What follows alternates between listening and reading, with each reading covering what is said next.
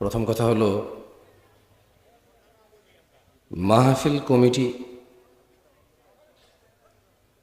দিন প্রচার করে নাকি লোক ভিড় করে তা তার মাহফিল পরিচালনার সময় যেটা সে বেঁধে দেয় সে অনুযায়ী পরিচালনার উপর ভিত্তি করে আন্দাজ আঁচ করা যায়। বাকি তারপরে ভুল অনেক সময় ভুল শুদ্ধ হয়।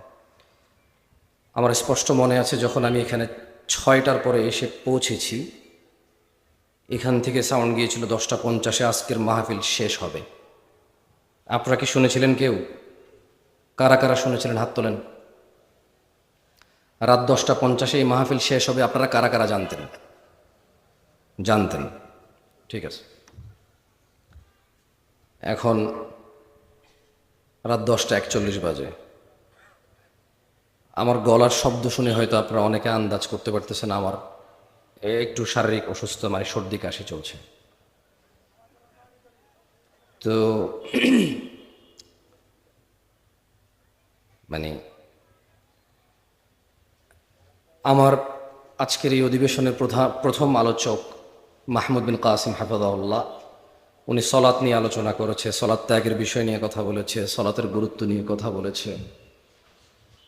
আর এরপরে আমার একটু আগের যিনি আলোচনা করেছিলেন তিনি কথা বলেছেন জান্নাত জাহান্নাম নিয়ে এবং কিছু প্রশ্নোত্তর করেছেন।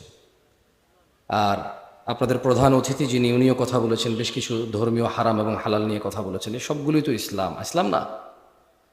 একদিনে কত ইসলাম শোনার পরে আপনারা ভালো হবেন বলে মনে করেন?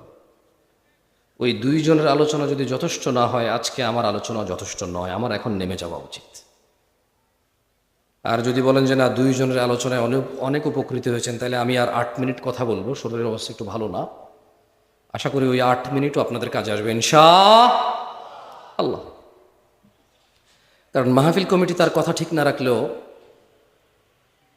অ্যাজ এ দাঈ ইলাল্লাহ আমরা ওয়াদা সংরক্ষণ করার চেষ্টা করার সর্বোচ্চ চেষ্টা করা উচিত নাকি উচিত না? আপনি বলেন